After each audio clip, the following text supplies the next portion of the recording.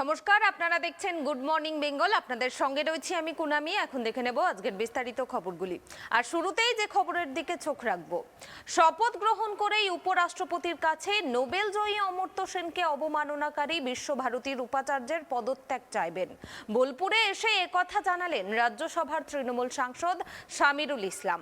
এমনকি বিষয়টি নিয়ে রাজ্যসভায় আলোচনা করবেন তিনি, সে কথাও জানান।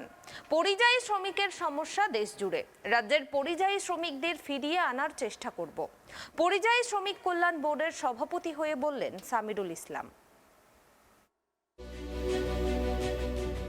করোনাকালে পরিযায়ী শ্রমিকদের পাশে দাঁড়িয়ে একাধিক সমাজসেবামূলক কাজ করতে দেখা গিয়েছিল শামিরুল ইসলামকে।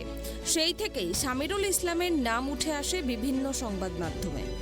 পরবর্তীতে বাংলা সংস্কৃতি মঞ্চ গঠন করে সামাজিক কাজে এগিয়ে আসেন রসায়নের এই অধ্যাপক। সদ্য তাকে রাজ্যসভার সাংসদ নির্বাচন করেছে তৃণমূল কংগ্রেস। আগস্ট মাসে শপথ গ্রহণ। বীরভূমের বাসিন্দা শামিরুল ইসলাম রাজ্যসভার সাংসদ হওয়ার পর প্রথমবার শান্তিনিকেতনে আসেন। সাংবাদিকদের মুখোমুখি হয়ে বিশ্বভারতীর উপাচার্য বিদ্যুৎ চক্রবর্তীকে নিয়ে বিস্ফোরক তৃণমূল সাংসদ। শামিরুল ইসলাম বলেন, বাঙালির গর্ব অমর্ত্য সেনকে বিশ্বভারতীর উপাচার্য যেভাবে বারবার অবমাননা করেছেন সেটা আমি রাজ্যসভায় তুলব। কেন একজন সজ্জন ব্যক্তিকে বারবার অবমাননা করা হবে এটা আমি রাজ্যসভায় বলবো। এমনকি রাজ্যসভার চেয়ারম্যান উপরাষ্ট্রপতিকেও বিষয়টি জানাবো। পশ্চিমবঙ্গের গর্বের জায়গা বিশ্বভারতী, সেটাকে কলঙ্কিত করেছে। যেভাবে উপাচার্য বিশ্বভারতীর প্রতি অমর্ত্য সেনের প্রতি সাধারণ মানুষ ও ব্যবসায়ীদের প্রতি অন্যায় করছেন সেটা আমি রাজ্যসভায় তুলব। পাশাপাশি রাজ্যের প্রাক্তন মুখ্যমন্ত্রী বুদ্ধদেব ভট্টাচার্যের দ্রুত আরোগ্য কামনা করেন তৃণমূল সাংসদ শামিরুল ইসলাম।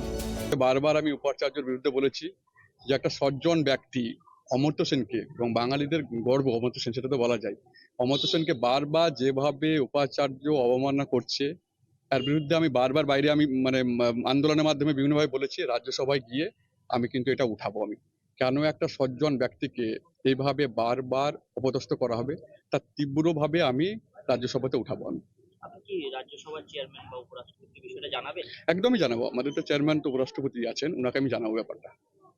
উপাচার্যের ভূমিকা নিয়ে কি বলবেন? ওনার সম্পর্কে যত কম কথা বলা যায় ততই ভালো। এর আগে তো বারবার ওনার ব্যাপারে বলেছি। যেভাবে দেখুন, বিশ্বভারতী মানে আমরা কি জানি, মানে পশ্চিমবঙ্গের একটা গর্বের জায়গা হচ্ছে বিশ্বভারতী, যেখানে রবীন্দ্রনাথ ঠাকুরের অনেক স্মৃতি জড়িয়ে আছে। সেটাকে তো পুরোপুরি ধ্বংস করে দিচ্ছে উনি, এবং বাঙালিদের যে একটা গর্বের ব্যাপার সেটাকে পুরোপুরি কলঙ্কিত করছে। ওনার সম্পর্কে যত কম কথা বলা যায় ততই ভালো।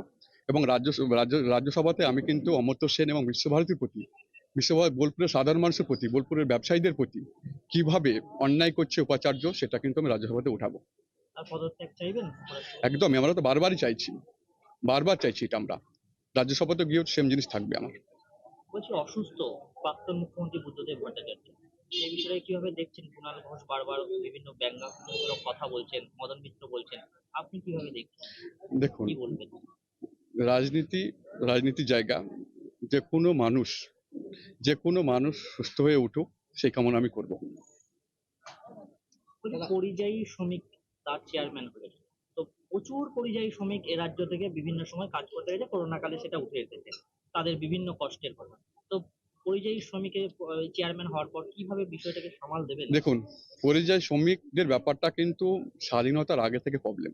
এটা স্বাধীনতার পর নয় কিংবা রিসেন্ট সমস্যা নয়। এটা বিভিন্ন স্টেটের লোক বিভিন্ন জায়গাতে কাজ করতে যায়। যেমন ধরুন, পশ্চিমবঙ্গ থেকে যেমন প্রচুর লোক বাইরের স্টেটে যায়, বাইরের স্টেট থেকে পশ্চিমবঙ্গেও প্রচুর লোক আসে। 1 মাস আগে 14ই মে ইউপির দুটো পরিযায়ী শ্রমিক আমাদের বীরভূমের সদাইপুরে মারা গেছে। সদ্য মুখ্যমন্ত্রী মমতা বন্দ্যোপাধ্যায় পরিযায়ী শ্রমিক কল্যাণ বোর্ড গঠন করেছেন। এই বোর্ডের সভাপতি করা হয়েছে সাংসদ শামিরুল ইসলামকে। পরিযায়ী শ্রমিকদের প্রসঙ্গে তৃণমূল সাংসদ বলেন, দেশের মধ্যে একমাত্র এই রাজ্যে পরিযায়ী শ্রমিকদের জন্য বোর্ড গঠন করা হলো। আর পরিযায়ী শ্রমিকের সমস্যা দেশ জুড়ে, শুধুমাত্র এই রাজ্যে নয়, এই রাজ্যেও উত্তরপ্রদেশ থেকে শ্রমিকরা কাজ করতে আসেন।